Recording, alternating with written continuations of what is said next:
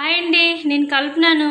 ఈరోజు గోంగూర పచ్చడి చేస్తున్నాను. ఇది 3 రోజులు 4 రోజుల వరకు నిల్వ ఉంచుకోవచ్చు. చూడండి, కళాయిలో ఇప్పుడు నేను కొంచెం కరివేపాకు 5-6 వెల్లుల్లి వేసుకున్నాను దంచకుండా.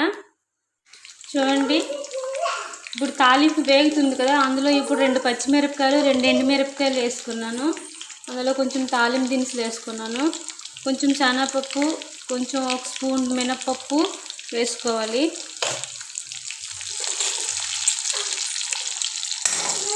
ఇప్పుడు దాన్ని కలుపుకోవాలి. చూడండి, తాలింపు కొంచెం బాగా ఏగుతుంది కదా, ఇందులో ఇప్పుడు 1 టమాటా కట్ చేసి వేసుకున్నాను. టమాటా ఆప్షనల్ అండి, మీకు నచ్చితే వేసుకోవచ్చు, నచ్చకపోయినా వేసుకోకూడదు.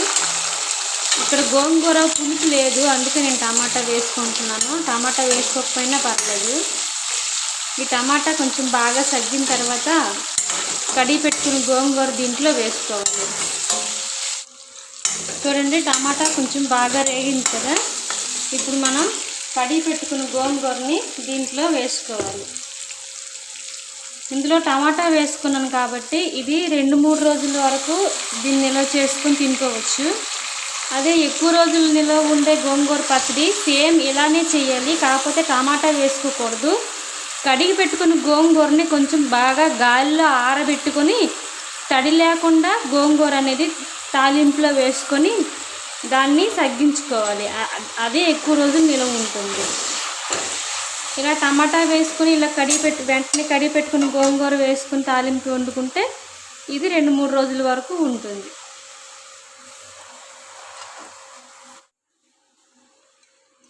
గోంగూర వేసుకున్నాం కదా, దీనిపైన తగినంత ఉప్పు వేసుకుందాం.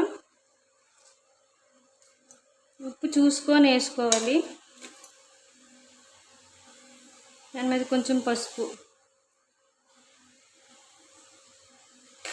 వేసుకొని దీన్ని లైట్గా ఇలా కలుపుకొని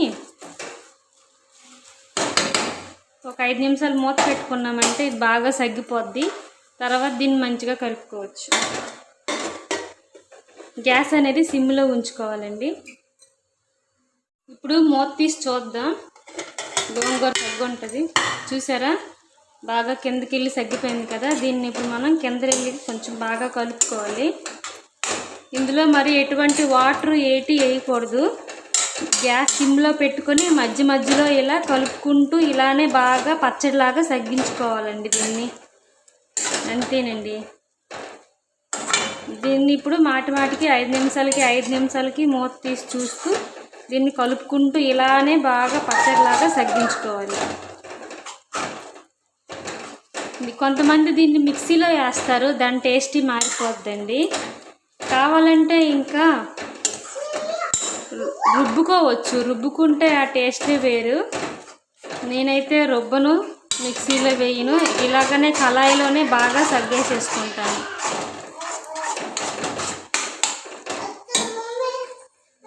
మూత తీసి చూద్దాం.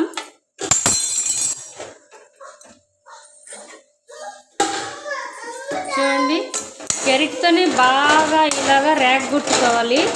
రేగొట్టుకుంటే అది పచ్చడిలాగా అయిపోద్దండి. దీనికి మిక్సీ వేయాల్సిన అవసరం లేదు. చూడండి, ఎంత బాగా పచ్చడిలాగా అయిపోయింది కదా. మూత పెట్టుకుని 5 నిమిషాలకి కలుపుకొని ఉండాలి. అయిపోయింది పచ్చడిలాగా. ఇప్పుడు కొంచెం టేస్ట్ చూసుకొని ఉప్పు సరిపోయింది లేదో చూసుకోవాలి. సరిపోకపోతే కొంచెం వేసుకోండి.